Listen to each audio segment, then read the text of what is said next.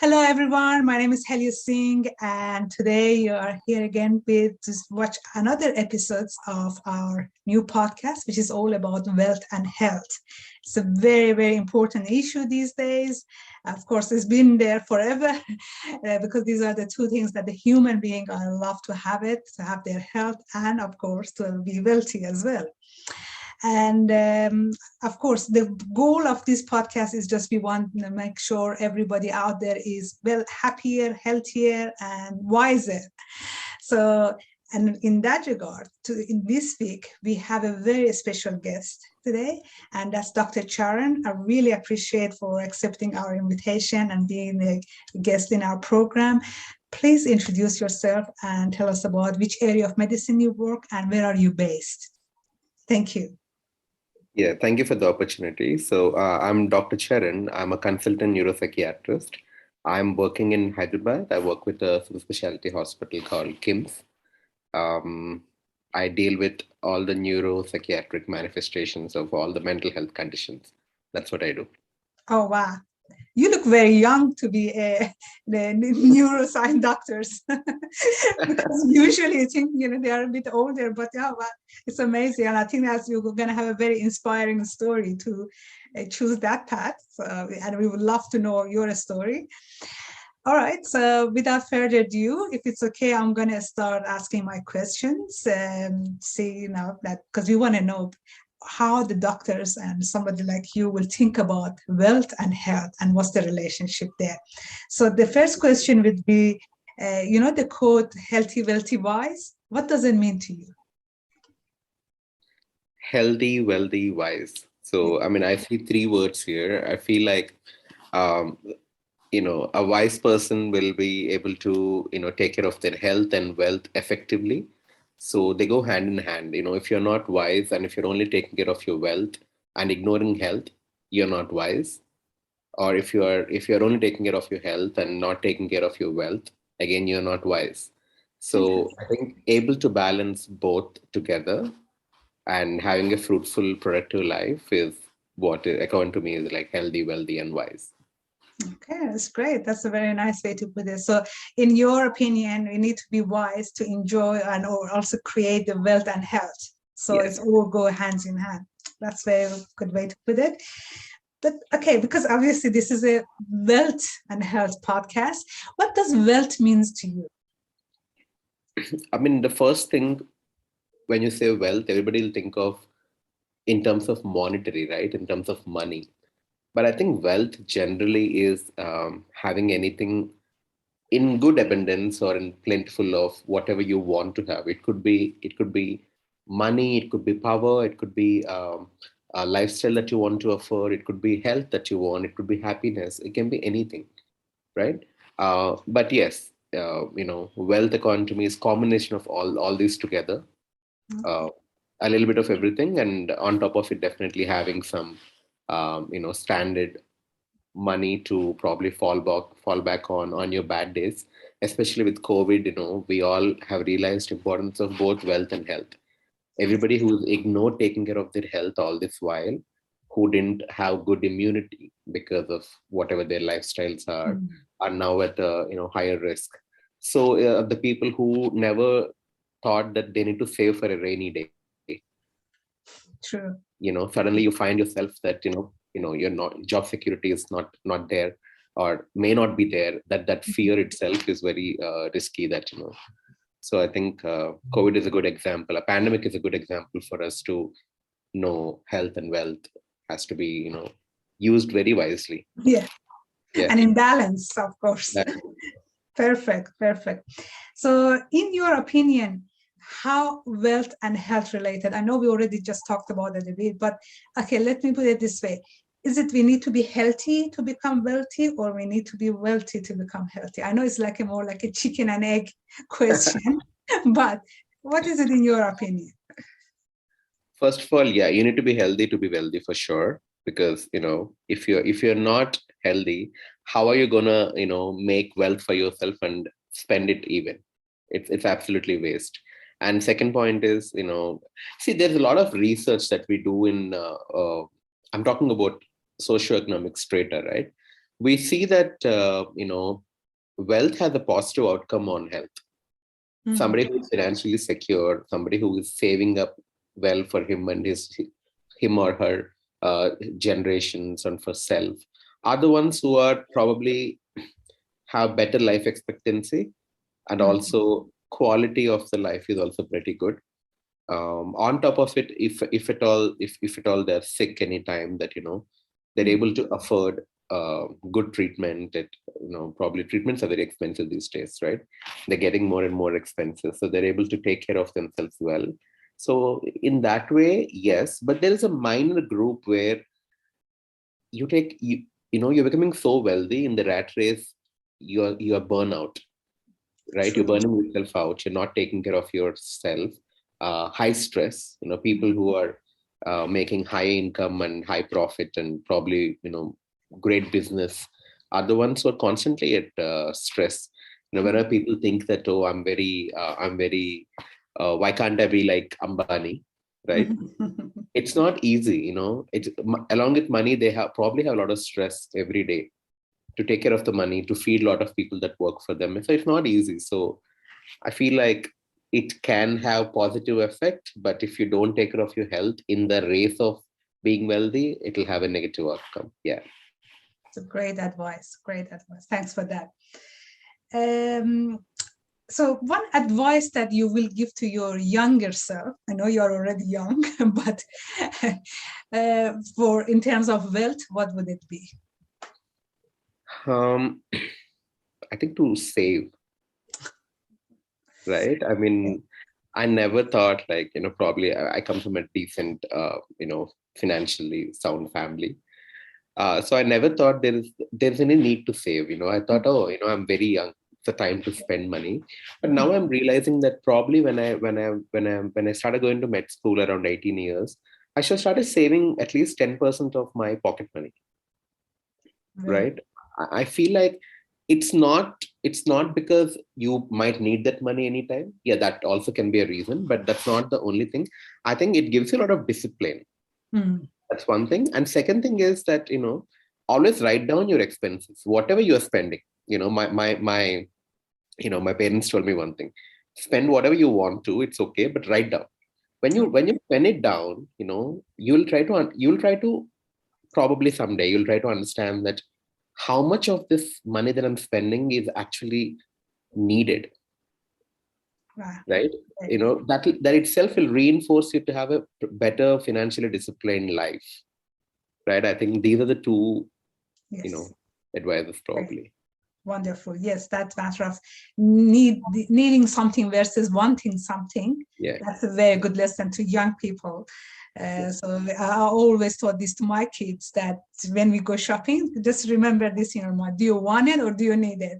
Then yeah, we do shopping. As long as we are truthful to ourselves, so then then we know how to spend it and of course how to save our money. So that's great. Thanks for that. And so, according to you, so is health, wealth, and happiness related, and which one comes first now?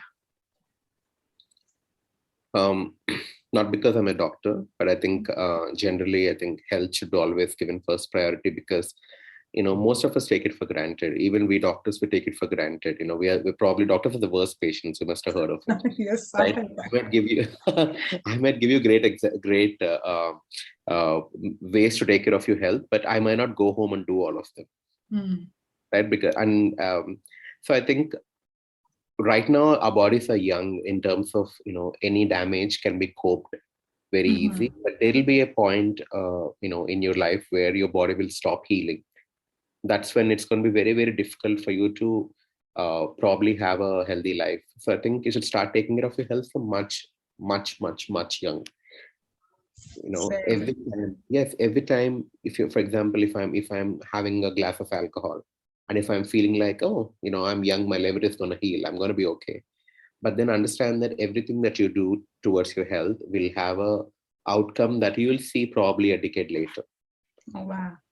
Yeah, so in that way, you have to take care of your health, um, followed by wealth for sure, right? I mean, a lot of people think that money can't buy happiness, etc., but money can buy happiness in terms of if you're able to afford the kind of life that you want to, or fall back on a rainy day, wealth is very important. I think a combination of having good health and wealth is happiness. What else is happiness Yes.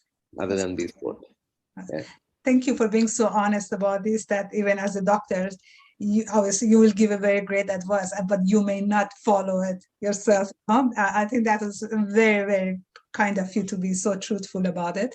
Because yeah, that's what I'm trying to tell my audience is that even though we are experts, obviously you are a doctor, I'm a financial advisor, but we have done, or we know, okay, how to do things, but everybody makes mistake, but that mistake doesn't need to be fatal and you say, oh, that's it, we give up. No, I won't be able to save. I won't be able to do that. I can't manage my money, or no, I'm already sick, so forget about it.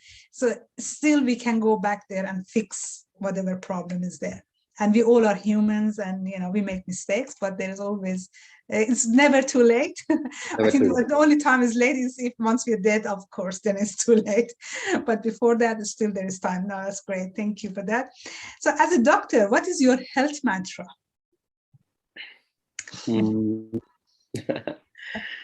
My health mantra is definitely, I think, work-life balance.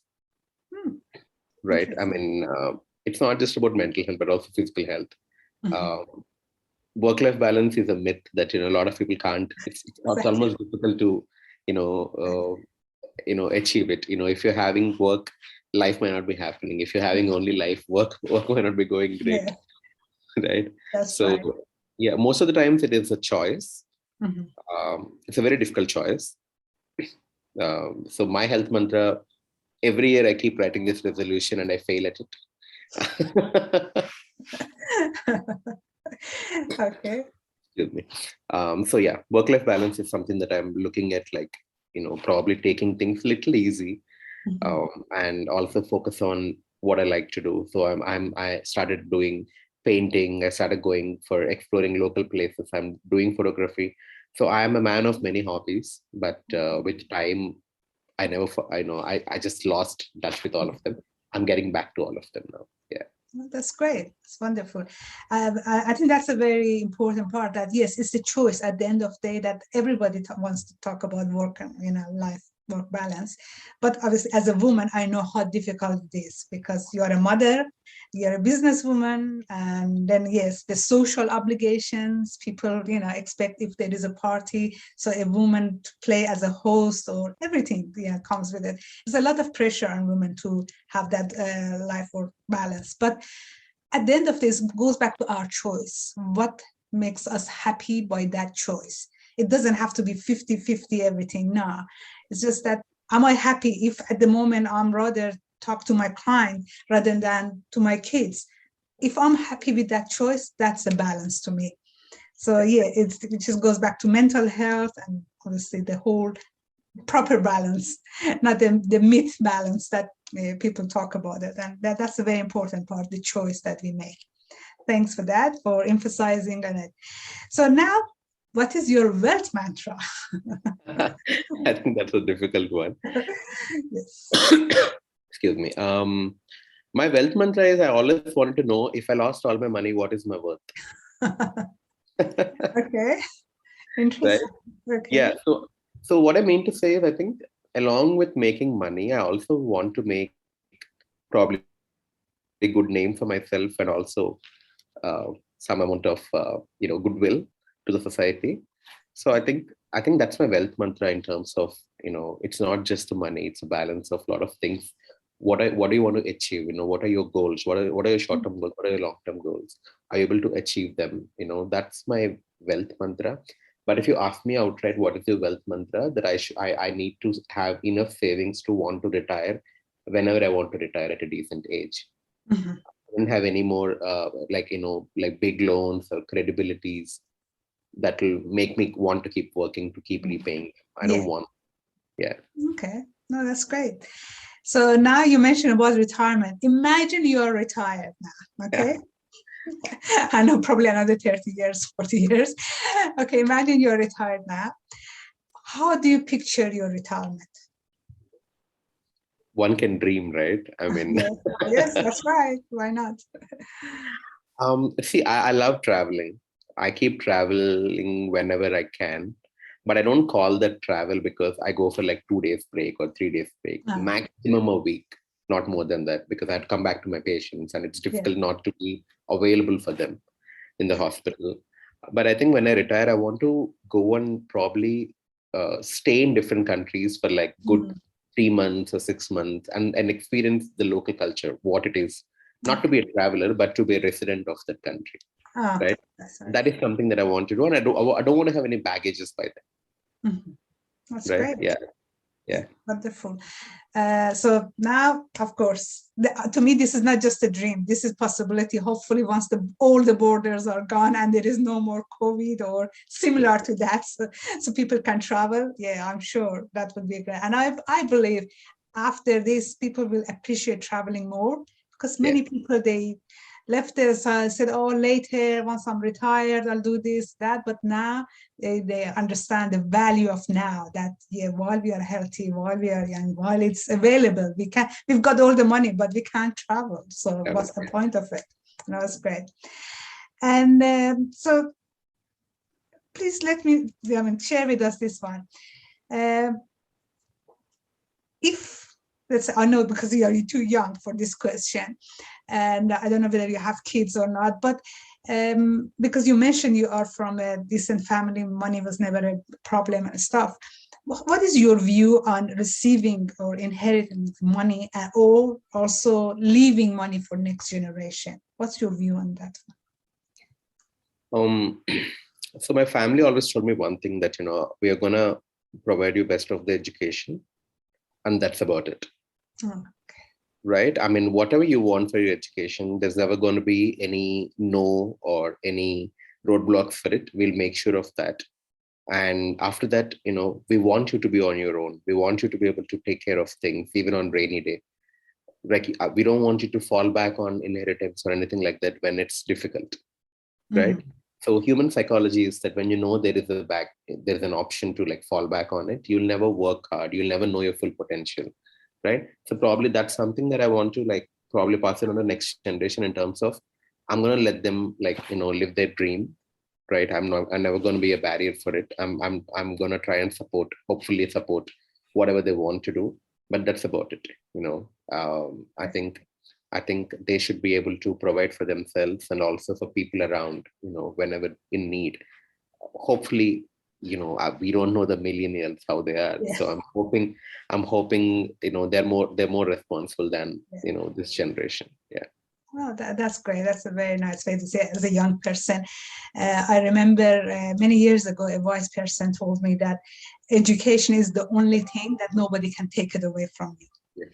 Yeah. So that's I think that's the best gift, or this best inheritance you can leave to your kids is the education, the gift of education in any field that they would love to do. Doesn't matter. Yeah. Because then they always have that to go back to or fall back on it. Because money, we all know, money can be taken away, health can be taken away, everything, but the education, that's it, is always there. No, that's very true. So now, let's say if money was not an issue, I know it's not an issue for you, but if at all it wasn't an issue, let's say all the debt were paid off and everything, would you still be doing the same job that you're doing now?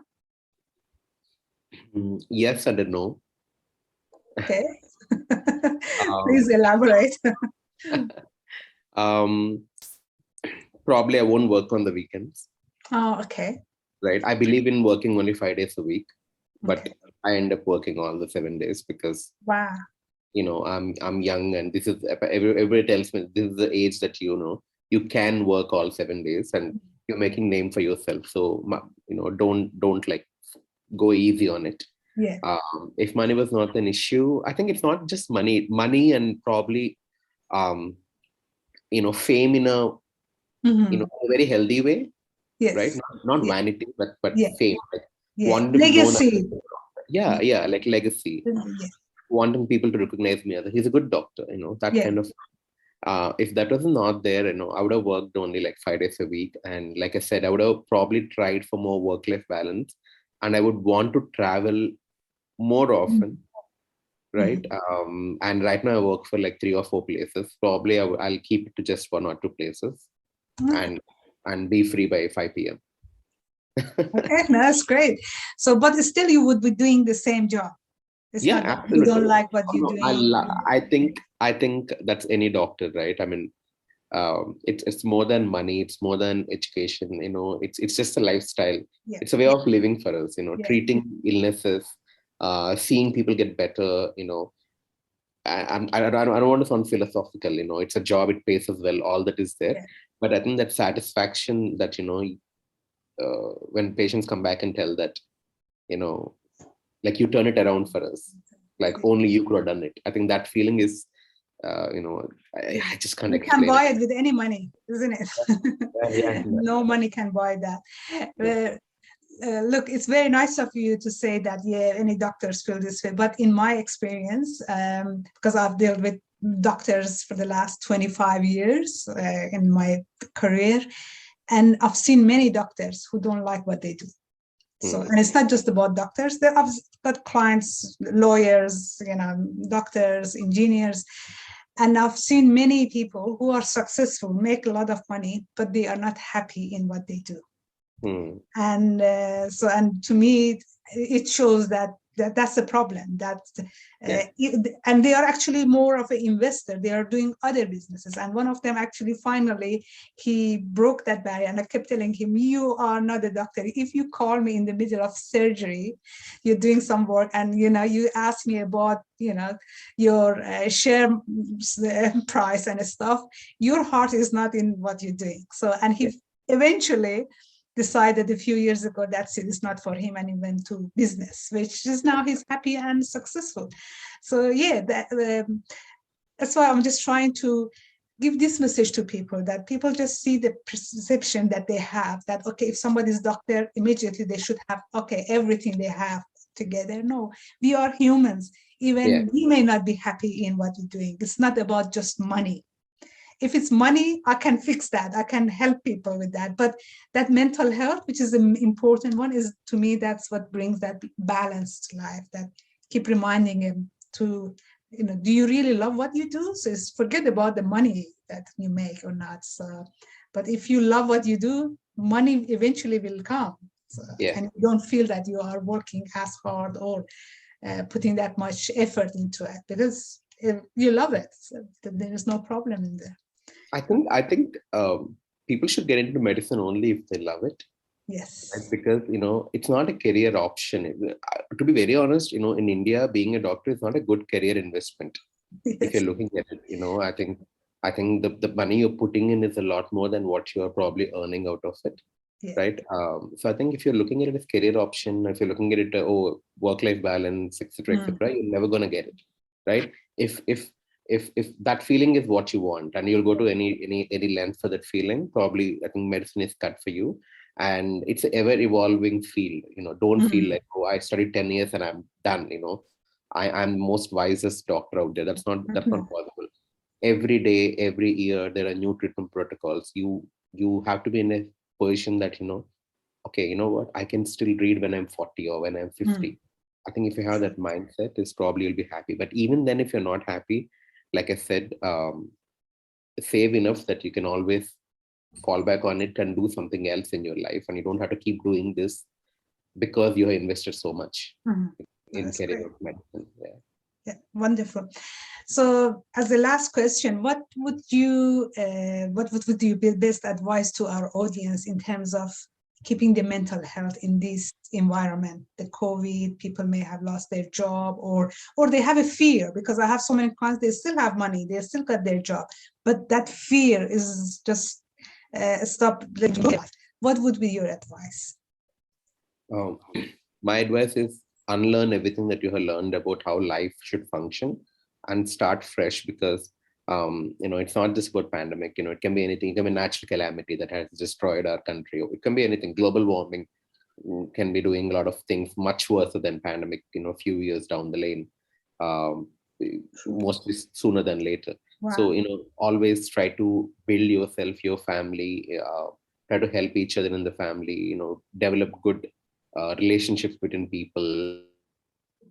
Savings are the most important things. I'm not just saying it because, we are in a wealth talk, but I know a lot of patients who are coming down with like depression, severe depression, Mhm. etc., are the ones who are struggling with their financial decisions or poor financial decisions, to put it straight.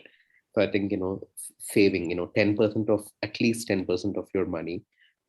She's the best person to tell, but I think at least 10% should go into savings. Even if you're making 3,000 rupees a month, right? 300 rupees should go into savings. You have to do that, and never exceed your financial capacity to afford a lifestyle that you can't.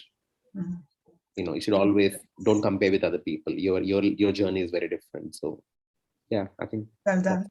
Well done. Thank you very much for your advice. Appreciate it. Most of all, thank you so much for your time. I know you're busy 7 days a week. You're working. Wow. Oh gosh, there was a time I used to work like that when I was younger, but I know what's the feeling. But yeah, obviously you love what you do, and I'm sure you're gonna be more successful every day, and we'll be so happy to follow you on social media and see how you're going with your success. And we would love to hear more about you, and hopefully in future programs we'll invite you back whenever, if you've got time. So that's great. And please, for our audience, thank you very much for watching. We're going to put the details of Dr. Charan in our site, so you can follow him, see what he's up to. I've seen his Instagram page. He takes actually very nice photos. So yeah, so it's all good to know that, look, we all are human. We are just here to help each other. So everybody, in any way we can do it. So we are just there for each other. Thanks again for your time, Dr. Charan, and wish you the best of life. And to my audience, have a happy, healthy, wealthy life.